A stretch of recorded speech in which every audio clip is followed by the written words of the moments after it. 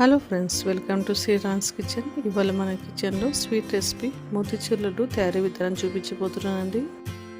చూడండి, లడ్డు ఇలా సాఫ్ట్గా మృదుగా వచ్చాయో. శనగపిండి వాడకుండా, ఆయిల్లో డీప్ ఫ్రై చేయకుండా చాలా సింపుల్గా ఈజీగా చేసుకోవచ్చు. ఇంకా లేట్ చేయకుండా లడ్డూల రెసిపీ తయారీ విధానం చూద్దాము. ప్యాన్లో 2 టేబుల్ స్పూన్స్ నెయ్యి వేసుకొని ఈ నెయ్యిని కరగనివ్వాలి. ఇక్కడ నేను ఇంట్లో తయారు చేసుకున్న నెయ్యి వాడుతున్నాను. నెయ్యి కరిగిన తర్వాత 3 కప్పుల గోధుమ రవ్వ వేసుకోవాలి. ఈ గోధుమ రవ్వ సూపర్ మార్కెట్లో దొరుకుతుంది. ఇలా 3 కప్పుల గోధుమ రవ్వ వేసుకున్న తర్వాత లో ఫ్లేమ్లో ఈ గోధుమ రవ్వని ఫ్రై చేసుకోవాలి. గోధుమ రవ్వ మాడకుండా ఇలా కలర్ చేంజ్ అయ్యేంత వరకు ఫ్రై చేసుకోవాలి. ఇలా ఫ్రై అయిన గోధుమ రవ్వను ఒక ప్లేట్లో తీసుకొని పక్కన ఉంచుకోవాలి.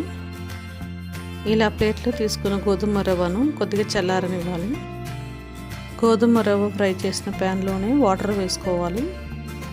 3 కప్పుల గోధుమ రవ్వకి 9 కప్పుల వాటర్ సరిపోతుంది.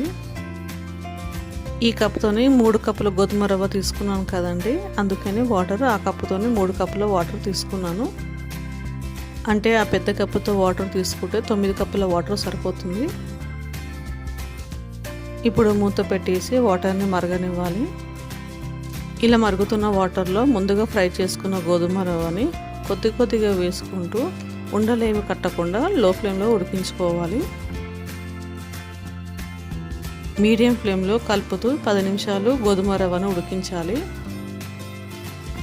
10 నిమిషాల తర్వాత చూడండి, వాటర్ మొత్తం ఏమీ లేకుండా ఉడికిపోయింది. ఇప్పుడు మూత పెట్టేసి లో ఫ్లేమ్లో 5 నిమిషాలు ఉడకనివ్వాలి.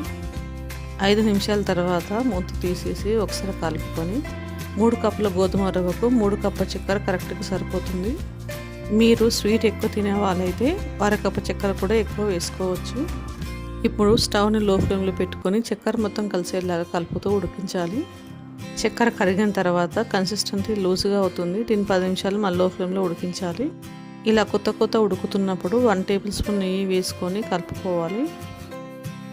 ఈ నెయ్యి గోధుమ రవ్వలో కలిసిపోయిన తర్వాత ఫుడ్ కలర్ వేసుకోవాలి. దీనికోసం నేను ఆరెంజ్ ఫుడ్ కలర్ తీసుకున్నాను.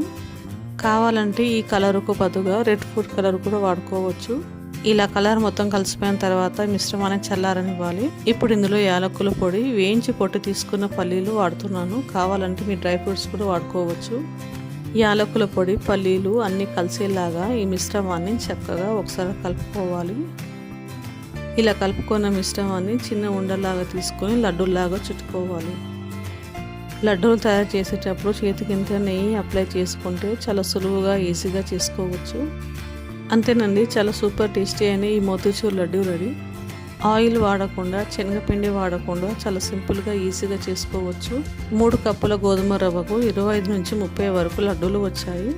ఈ రెసిపీ మీకు నచ్చిందా? ట్రై చేస్తారా? అయితే లైక్ అండ్ సబ్స్క్రైబ్ చేయండి. కామెంట్ చేయడం మర్చిపోకండి.